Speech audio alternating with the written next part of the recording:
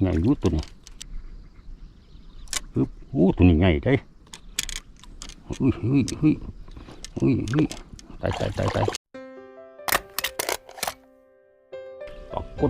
กดจักหน่อยก็ขึ้นเมื่อได้เท่าใดก็จะให้เบิ่งพี่น้องที่ลงให้เบิ่งอยู่7 โมงกว่าเวลาประมาณ7 โมงกว่า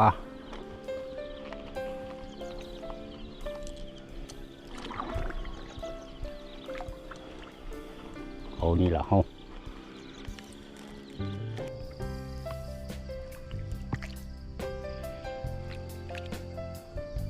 ลองนี่ดูเฮาเบรกโอ้น้ำใสติ่งลิงมีเท่าด้วยเอา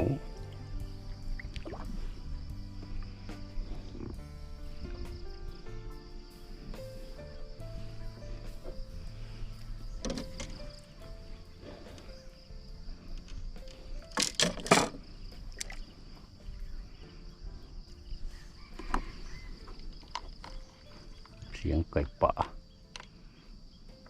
ขันน้องสนั่นเลยพี่น้องเลยไก่ป่าเพียบเลย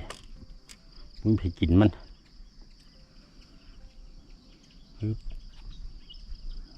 น้ำบุลึกเอาแม่กำลังกินเอาแล้ว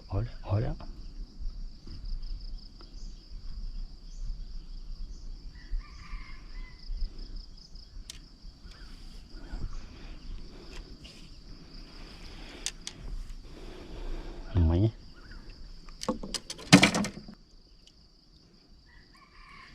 พูดอะเสียงเพิ่นไก่ผู้ลายขนาดปีนี้พูดอะ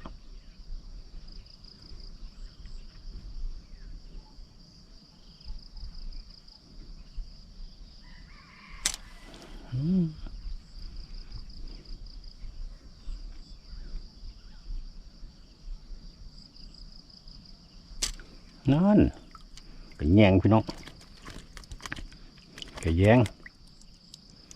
ทุกคนเขาสิบปากกระแยงนะได้เมื่อมุก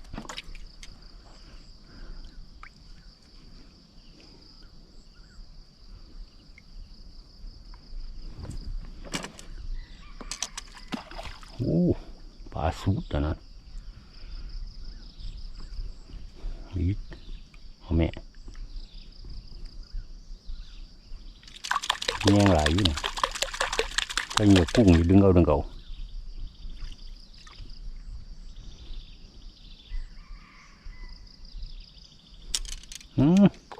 กดพี่น้องบัดเต็มที่2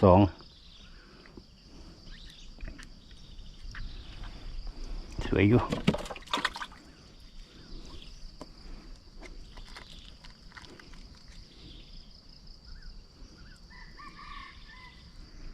นะไก่ป่า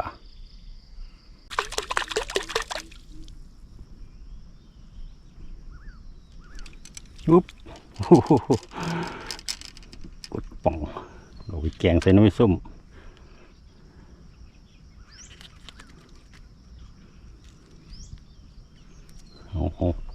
เอาคือเก่า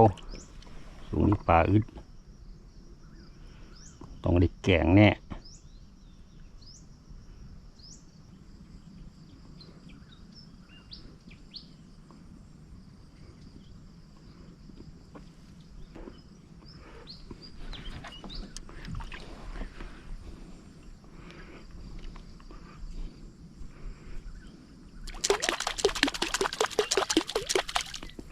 โอ้ยมลิบนี่ตัวน้อยเอาคือเก่า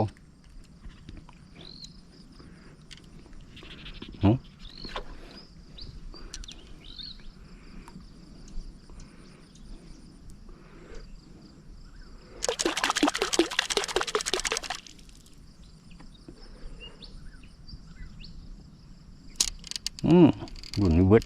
แกงพี่น้องเอาวะ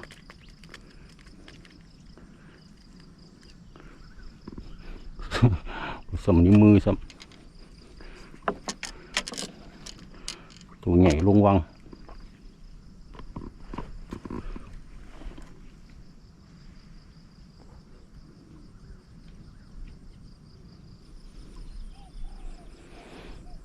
คือเก่า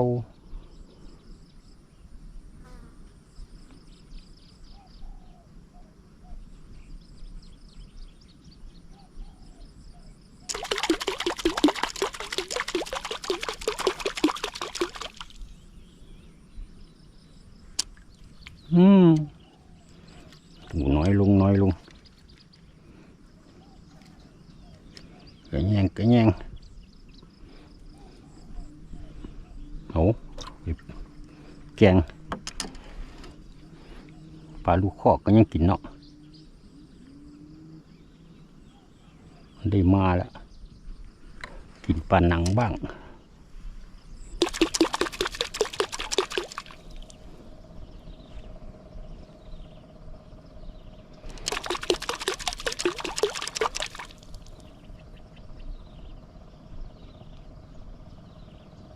โอ้ยนี่สวยพี่น้องสวยตามฤดูกาล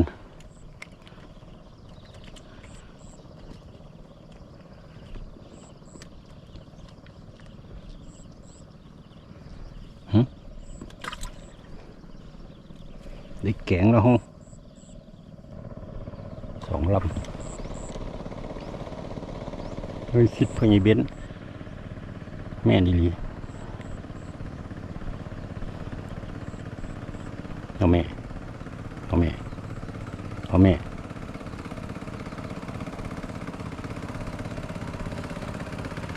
นอนเดี๋ยว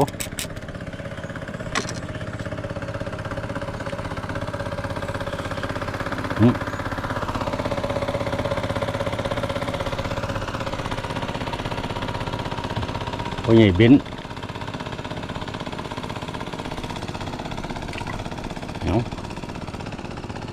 พ่อใหญ่เบน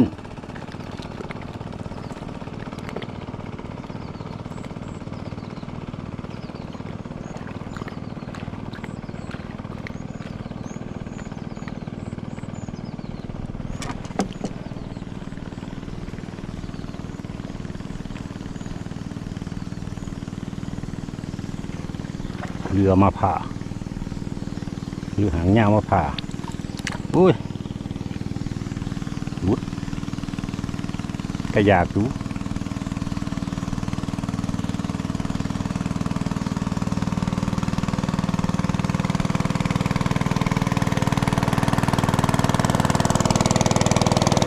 โอ้เรือเบิ่งเจ้าแล้ว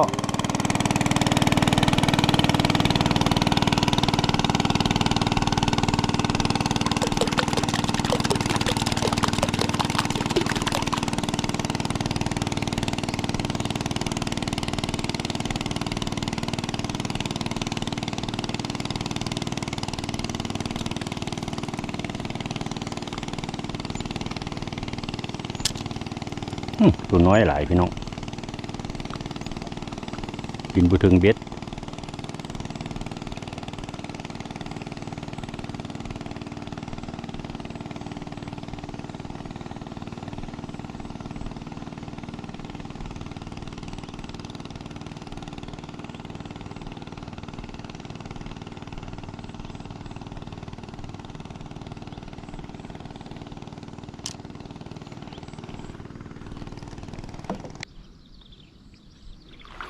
ในน้ำสงครามมีบัวเว้ย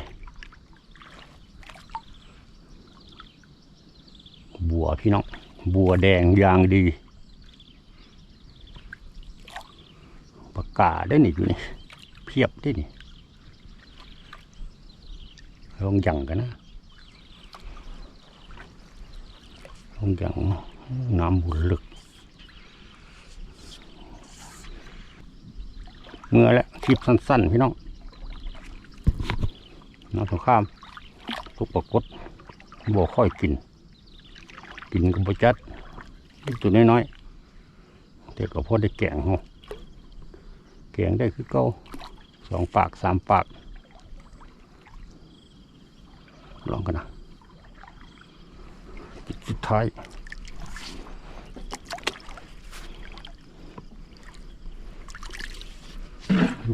หยุดใส่จิ้งลิ่งคือกัน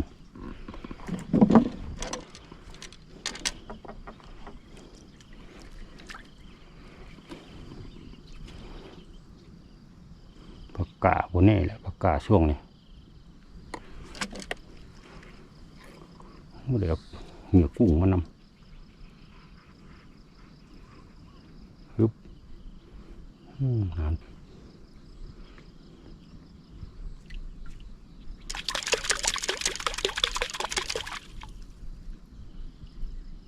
ปรากฏเฮ้ยโอเคเด็กแกง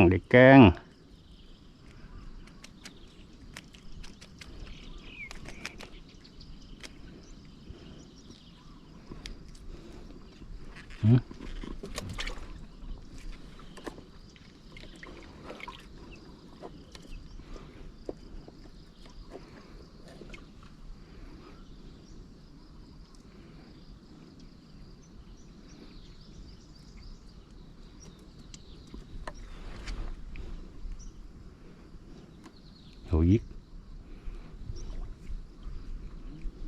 ตอด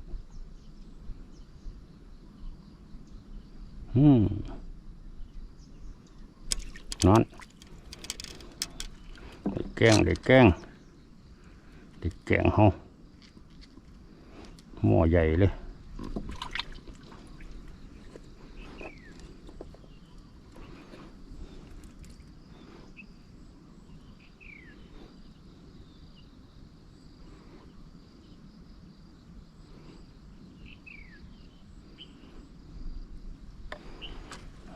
บัวนึกว่าไปแกงใส่เจนมีดอกเดียวเอาตอดเลย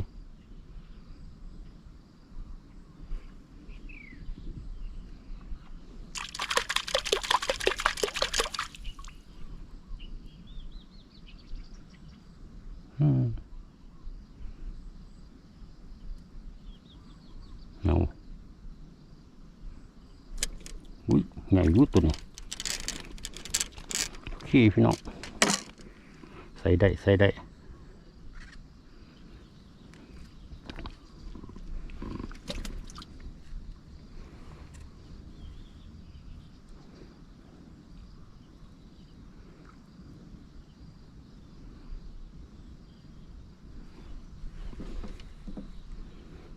ดึงเข้าไปในเนาะเอา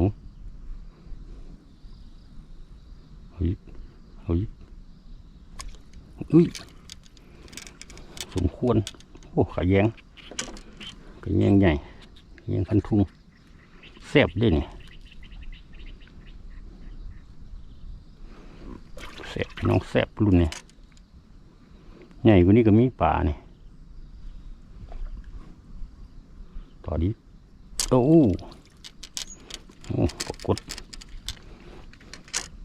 ดึงเอาช่วงดึงเอา3 แต้ม 4 แต้มแล้ว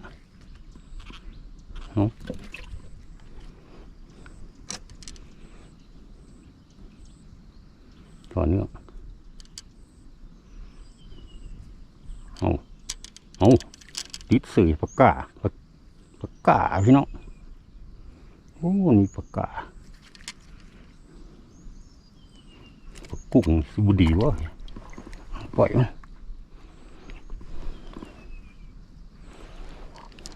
ไปก่อนกากินเหยื่อมัก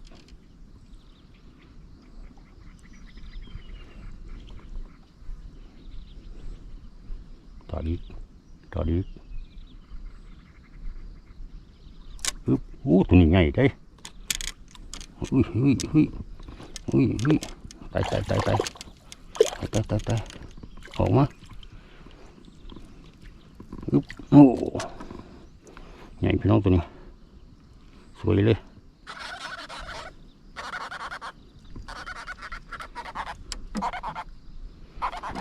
เอา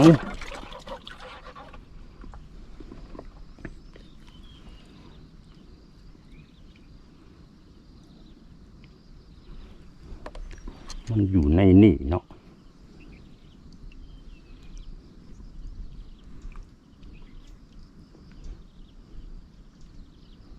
ฮิต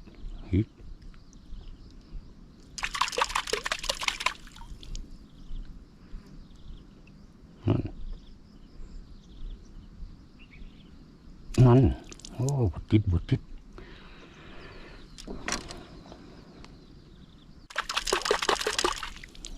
ีน้ำบ่ขยับ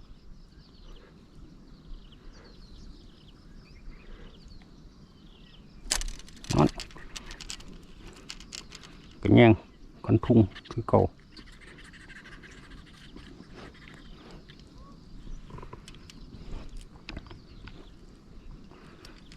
ใส่นี้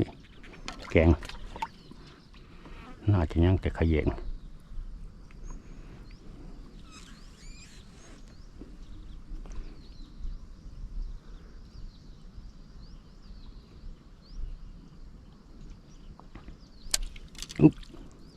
กดป่องก็วัดกวดเรียบมือนี่เพื่อจะไปแกง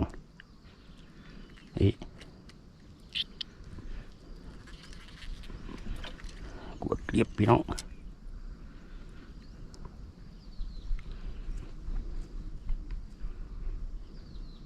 ต่อดี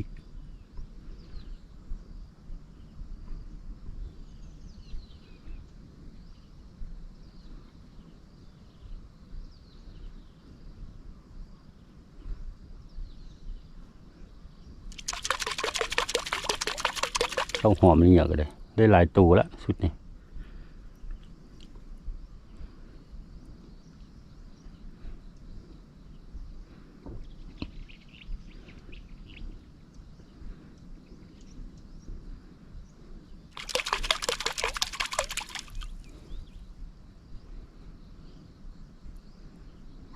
ขุดน้อยตอด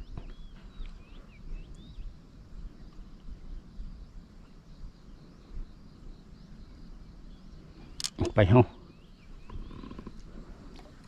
เมื่อจังแดดฮ้อนเลยแย่เลยน้องพี่น้องกดหยวกตัวนึงนอกนั้นก็ขยงกดน้อยไปเฮ้า